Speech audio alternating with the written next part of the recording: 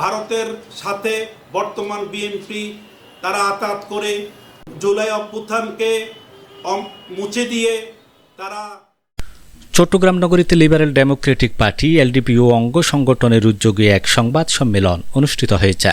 বৃহস্পতিবার ৮ জানুয়ারি বিকেলে নগরীর শাহ আমানত মার্কেটস্থ দলীয় অস্থায়ী কার্যালয়ে চট্টগ্রাম মহানগর গণতান্ত্রিক যুবদলের আয়োজনে এই সংবাদ সম্মেলন অনুষ্ঠিত হয়। সংবাদ সম্মেলনে লিখিত বক্তব্যে চট্টগ্রাম মহানগর গণতান্ত্রিক যুবদলের সভাপতি মোহাম্মদ আজহারুল ইসলাম অপু বলেন, সম্প্রতি যারা এলডিপি ছেড়ে বিএনপিতে যোগ দিয়েছেন তাদের দলীয় শৃঙ্খলা অমান্য ও সংগঠন বিরোধী কর্মকাণ্ডের দায়ে দল থেকে বহিষ্কার করা হয়েছে। দল ত্যাগী এসব সুবিধাবাদী ব্যক্তিদের আগামীতে স্থায়ীভাবে বহিষ্কারের সিদ্ধান্ত নেওয়া হয়েছে।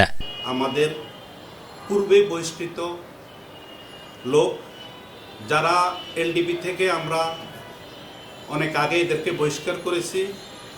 এলডিপি সৃষ্টি যে কারণে কর্নেল অলি আহমেদ বীর বিক্রম মূলত বিএনপি থেকে এলডিপি সৃষ্টি করছে, চাঁদাবাজ, দুর্নীতিবাজ এবং দেশের থেকে অসৎ উদ্দেশ্যগুলো সিন্ডিকেট ভেঙে দেওয়ার জন্যই উনি মূলত এলডিপি সৃষ্টি করেছে।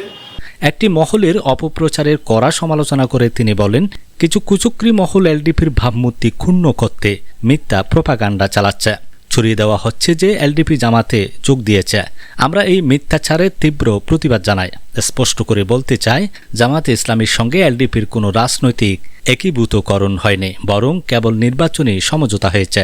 এলডিপি তার নিজস্ব সক্রিয়তা বজায় রেখে নিজস্ব প্রতীক নিয়েই নির্বাচনে প্রতিদ্বন্দ্বিতা করবে।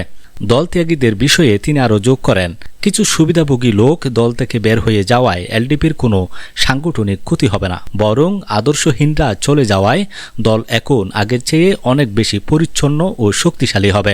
সংবাদ সম্মেলনে অন্যান্যদের মধ্যে আরও উপস্থিত ছিলেন কেন্দ্রীয় এলডিপি নেতা ফাহাদ চৌধুরী দীপু, চট্টগ্রাম মহানগর এলডিপির সাংগঠনিক সম্পাদক নুরুল আসগর চৌধুরী, চট্টগ্রাম মহানগর গণতান্ত্রিক স্বেচ্ছাসেবক দলের সভাপতি বিএম সাইদুল হক, কোতোয়ালি থানা এলডিপির সভাপতি আবু সাইদ, কোতোয়ালি থানা এলডিপির সাধারণ সম্পাদক ইকরামুল করিম ইমন, চট্টগ্রাম মহানগর গণতান্ত্রিক স্বেচ্ছাসেবক দলের সাধারণ সম্পাদক আব্দুল্লাহ আল নোমান সহ স্থানীয় নেতৃবৃন্দ। শহীদুল আলম, চাটগার মিডিয়া। আমরা যাদেরকে এলডিপি থেকে গেছে এটা বিএনপি দাবি করে, আমরা দাবি করি না, যেহেতু ইতিপূর্বে আমরা তাদেরকে বহিষ্কার করে দিছি। এরা গেছে, আমাদের দল এখন কলুষ মুক্ত হয়েছে। ওরা আমাদের কোনো রানিং কমিটিতে ছিল না, এবং যেহেতু একটা লোক বহিষ্কার হয়ে গেলে সে কমিটিতে থাকার কোনো প্রশ্ন আসে না। তারা আমাদের কোনো রানিং কমিটি নেই। আপনাদের মাধ্যমে আমরা আমাদের কমিটিতে আছে, ওখানে তাদের কোথাও নাম আপনারা খুঁজে পাবেন না। আপনাদের মাধ্যমে সারা বাংলাদেশকে জানিয়ে দিতে চাই, এলডিপি জামাত জোটের সাথে জামাত হয়ে যায় নাই। জামাতের সাথে জোট করেছে যে জোট ইতিপূর্বে আওয়ামী লীগ করেছে, যে জোট ইতিপূর্বে বিএনপি করেছে। এটা হচ্ছে রাজনৈতিক একটা সমঝোতা।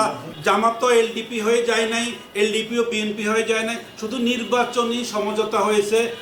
ওরা যেহেতু এলডিপি বিএনপির কমিটিতে চলে গেছে, এতে আলহামদুলিল্লাহ আমরা খুশি। আমাদের এখানের মধ্যে যে বিশৃঙ্খলাগুলো ওরা করতো, কোন দলগুলো করতো, এখন কোন দল চলে গেছে, আলহামদুলিল্লাহ আমরা এলডিপি